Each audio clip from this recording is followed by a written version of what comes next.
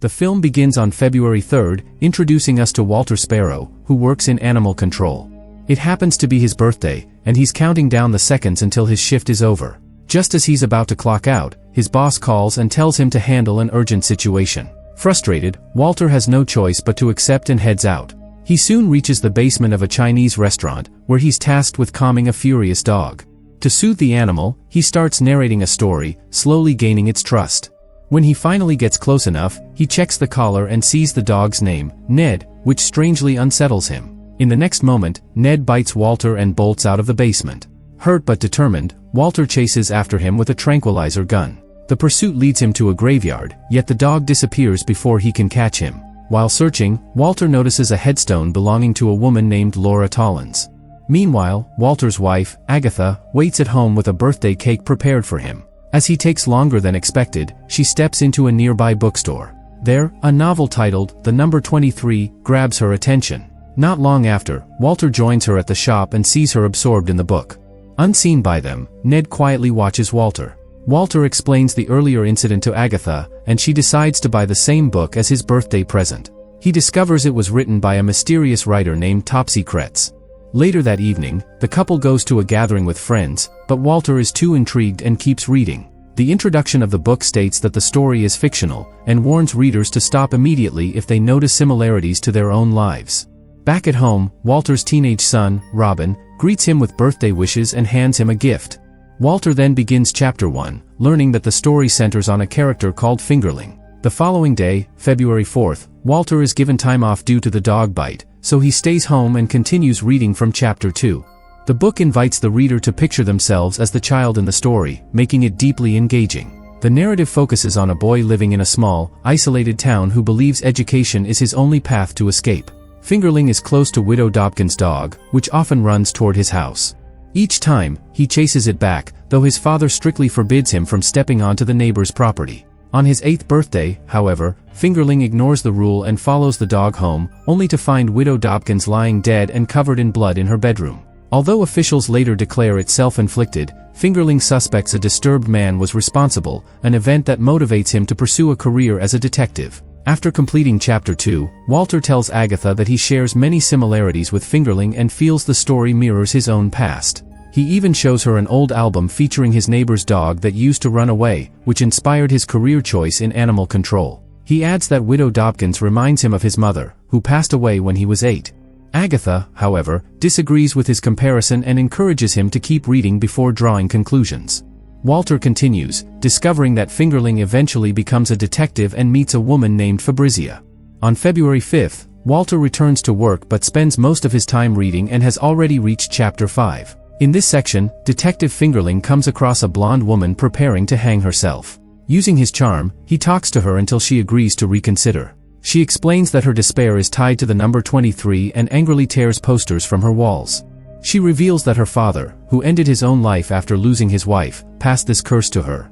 The number appears everywhere, in dates, times, book pages, her name, license plates, and even colors, constantly haunting her. Fingerling struggles to understand and tells her a story to distract her mind. She laughs, and believing he has convinced her to change her decision, he leaves. But moments later, as he walks down the alley, the blonde woman suddenly collapses in front of him and dies. After taking all of this in, Walter is left speechless, and he suddenly realizes that his first initial, W, stands as the 23rd letter of the alphabet. Determined to know more, he visits a bookstore to research the writer, only to find out the novel was independently published and that the mysterious author has never released any other work.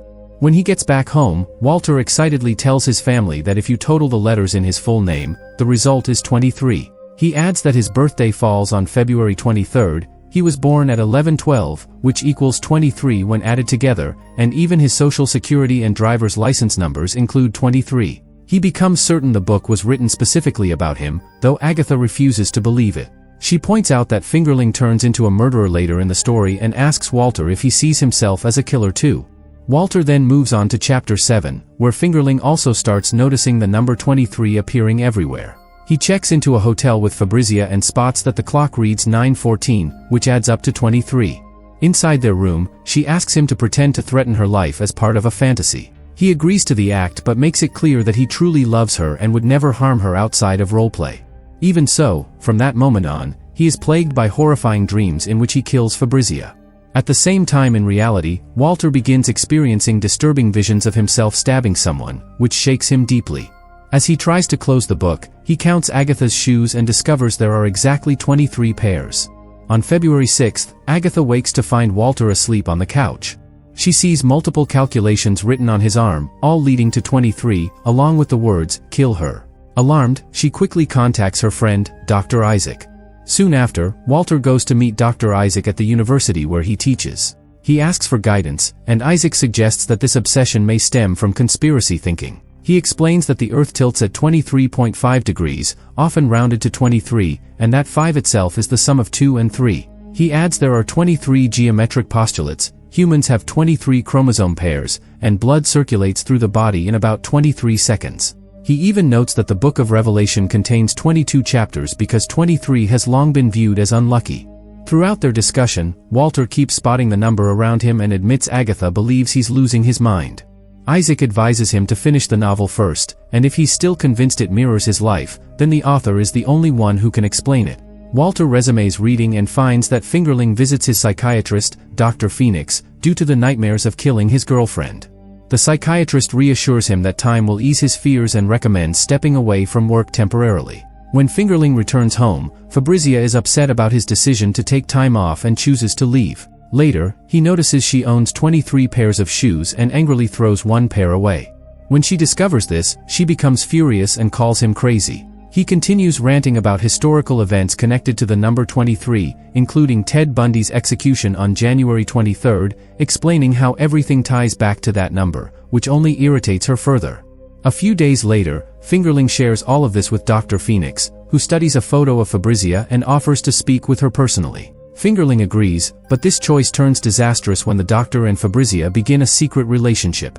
Reading this, Walter thinks of Dr. Isaac and fears he might betray him with Agatha as well.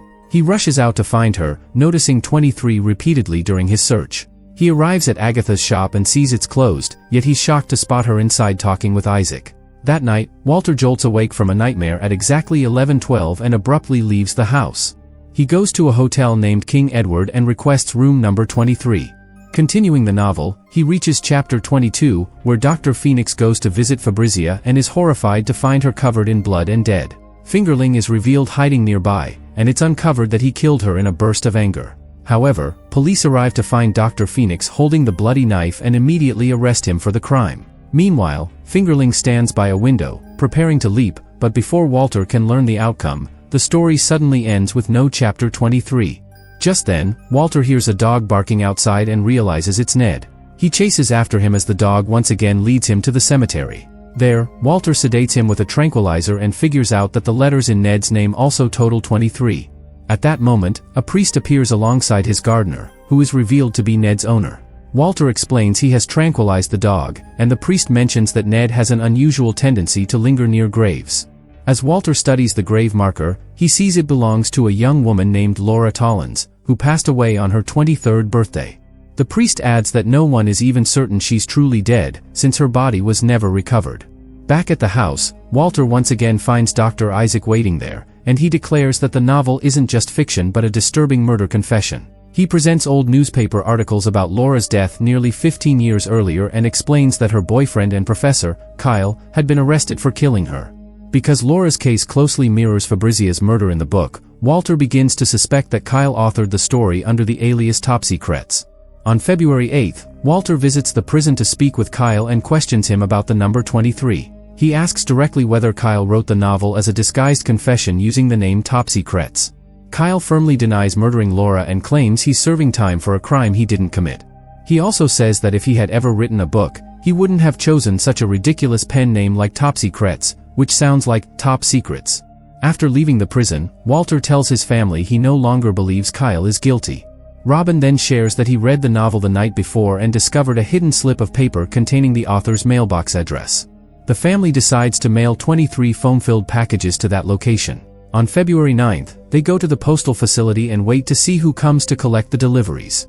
Soon, an elderly man wearing a hat arrives, and the family assumes he must be the writer. Later, as the man opens one of the parcels, Walter confronts him about the book. The stranger looks shocked to see Walter and tells him he was supposed to be dead. He suddenly lunges at Walter before fleeing, but Walter catches up and demands to know the meaning of 23. The old man replies that Walter already understands it, then unexpectedly slashes his own throat, horrifying everyone nearby. Agatha rushes to assist the injured man and urgently tells Walter to take their son and leave. As he lies dying, the man hands Agatha an address to visit, and she also finds his identification card in his pocket.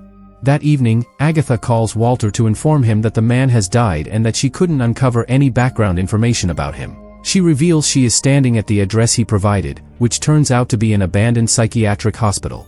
She learns his name was Dr. Leary and that he likely once worked there. Agatha enters the deserted building and eventually locates Dr. Leary's former office, stepping inside. Meanwhile, at home, Walter realizes that every 23rd word on page 23 forms a hidden message. It instructs him to go to Casanova's park and dig beneath the steps to heaven, prompting him to take Robin there. At the same time, Agatha walks into a disturbing red room inside the institution, where she's horrified to see the number 23 covering the walls, along with a box labeled with Walter Sparrow's name on the floor. Suddenly, someone startles her. Elsewhere, Walter and his son reach the park, and after counting 23 steps, Walter begins to dig. To their horror, they uncover a human skull and quickly rush to a nearby payphone to alert the authorities. However, when police arrive, the skull is gone, and officers accuse them of staging a cruel prank. After questioning them, the police leave, just as Agatha arrives with Dr. Isaac to pick up her family. While driving home, they encounter Ned sitting strangely in the middle of the road. Walter blames the dog for everything and accelerates toward him, but at the last second, he cannot go through with it. He then notices Agatha's hands are covered in dirt and suddenly realizes she must have removed the bones. Walter accuses her of being both the killer and the book's author. He searches her bag and finds a knife inside, making him even more suspicious. At that moment, Robin appears and demands an explanation, so Walter tells him that his mother is responsible for murder. Agatha finally confesses that she and Isaac did take the bones, but only to shield their family from trouble. In a shocking revelation, she tells Walter that he himself wrote the novel. She shows him the original manuscript she found at the psychiatric hospital bearing his name, yet Walter refuses to accept the truth. At that moment, Isaac arrives as well, and Walter blames both of them for setting this whole situation up. Agatha then presents him with a saxophone, the same instrument Fingerling played in the novel, which suddenly triggers something in his mind. He desperately searches through a box of old items and finds objects that slowly restore his forgotten memories. The truth becomes too heavy for him to bear, and he rushes out of the house, with his family running after him. Soon after, Walter makes his way back to the King Edward Hotel and enters room 23, where memories from his past begin flooding in. He starts ripping the wallpaper off the walls and is stunned to discover chapter 23 written underneath. In that hidden chapter, Fingerling finally reveals his true identity. His real name is Walter. He goes on to explain that after his mother passed away, his father was unable to handle the pain and took his own life. There was no note left behind, only the haunting number 23. From that point on, the number follows Walter everywhere, even into his college years, where he meets Laura Tollins. They quickly fall in love, and Walter becomes intensely attached and obsessed with her. Everything falls apart when Walter learns that Laura is having an affair with her professor, Kyle. When he goes to confront her, he finds his belongings dumped outside her home along with a harsh breakup letter. In his unstable state, Walter begins counting every 23rd word in the note and uncovers a chilling message: kill her. Driven by paranoia, Walter goes to warn Laura that they must run away because the number is now targeting her. She dismisses his claims as madness and begins taunting him while holding a knife. She tells him she never loved him and cruelly compares him to his weak father. Enraged beyond control, Walter loses himself and repeatedly stabs her until she dies. Afterward, overwhelmed with fear and guilt, Walter hides her body in the park, an act witnessed by Ned. Later, Kyle arrives to see Laura and is horrified to find blood covering the bed. He unknowingly grabs the knife, leaving his fingerprints on it and getting blood on his hands, which ultimately leads to his arrest and conviction. Meanwhile, Walter checks into room 23 at the King Edward Hotel and begins writing the novel as a confession before planning to end his life. He covers the walls, floor, and every surface of the room with chapter 23. In despair, he jumps from the balcony, but survives, though he suffers severe injuries and mental trauma. Because he loses his memory, Walter is admitted to a psychiatric hospital. His writings are dismissed as fictional stories and eventually end up in the possession of Dr. Leary, who works there. Walter undergoes treatment and eventually recovers, but he remembers nothing about Laura. After leaving the institution, he meets Agatha, and the two fall in love. Meanwhile, Dr. Leary reads Walter's manuscript and decides to publish it. However, he too becomes consumed by the number 23 and slowly loses his sanity. Back in the present, Walter relives these memories in the same hotel room when Agatha finds him. He is devastated by the realization that he killed someone and allowed an innocent man to go to prison. Agatha comforts him, telling him he is still a good man, a loving husband, and a devoted father. Despite her reassurance, Walter steps into the street and sees Ned nearby. He considers ending his life, but at the final moment, he stops when he sees his son. He understands he cannot put Robin through the same pain he felt after witnessing his own father's death. Through tears, the family embraces, and Walter finally accepts that 23 is nothing more than a number. Later on, Laura Tollan's remains are laid to rest in a funeral procession, attended by the now-released Kyle and Ned. It is revealed that Walter has confessed to the crime and is awaiting parole in prison. He hopes that telling the truth will reduce his sentence, but what matters most to him is that he has taken responsibility. The film concludes with Agatha and Robin visiting Walter behind bars, as he looks up at a clock that unexpectedly displays the number 23. If you enjoyed this recap, hit like, subscribe, and turn on notifications for more crazy movie breakdowns.